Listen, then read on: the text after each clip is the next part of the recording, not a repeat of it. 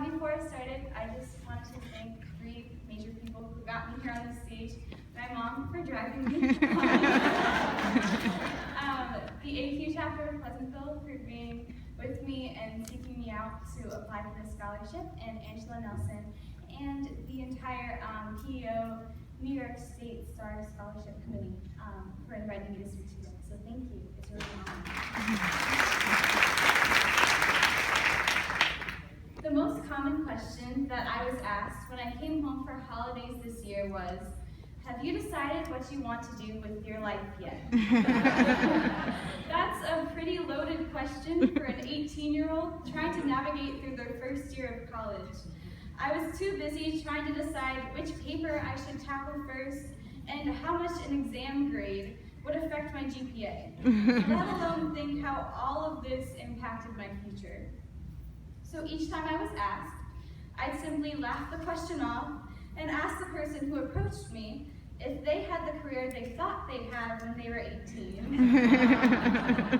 So when I received the outline of this speech and saw that one of the questions it asked me to address is, what are your life goals? I decided maybe it was time to take a more thorough approach to answering this question. If this last year of school was supposed to be an indicator of my career plans, then I suppose I should explain what compelled me to attend American University. Throughout my 4 years of high school, I had been heavily involved in matters that fall under the umbrella of social justice issues.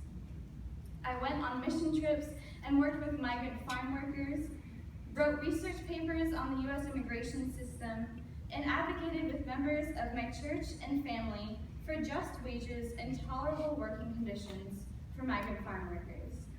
I found American to be a school that could help me turn all of these passions into something I could study. Having the privilege to study in DC creates a world of opportunities that simply aren't available anywhere else. As a result, it also shows you the plethora of issues there are on a national and international level. It can all seem mildly overwhelming until you're faced with the endless outlets to serve these needs, through research or law or policy or social work, and then it just seems extremely overwhelming. But that's the great thing about being able to be in DC while still in college. You can try all of these options until you find the path that is your path, the one that makes you feel like you're fighting for something worthwhile. The first opportunity that crossed my path was with the community-based research scholars at American University. With a group of 7 others, I designed, executed, analyzed, and presented a research project in one semester that looked at the effectiveness of a residential program at a nearby public charter school. At the same time, I was offered an internship with the International Rescue Committee.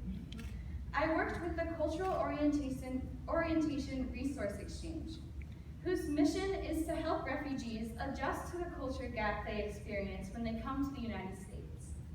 Throughout this internship, I was given the opportunity to create one-page documents explaining different processes, like getting a medical degree recertified.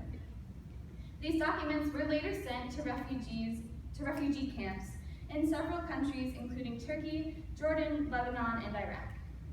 I also analyzed data and compiled a presentation for the Federal Bureau of Population, Refugees, and Migrants on gender inequality and accessing cultural orientation. And I analyzed data regarding communication tools available to refugees in Turkey. Knowing that the work I was doing would not only influence the policy of a school that took in children who were told they didn't have a chance, but also the lives of thousands of people who yearn for a new start in the United States, was beyond intimidating. But I learned to handle this pressure because I knew that working with these groups gave me the opportunity to experience 2 different ways of fighting for 2 different issues.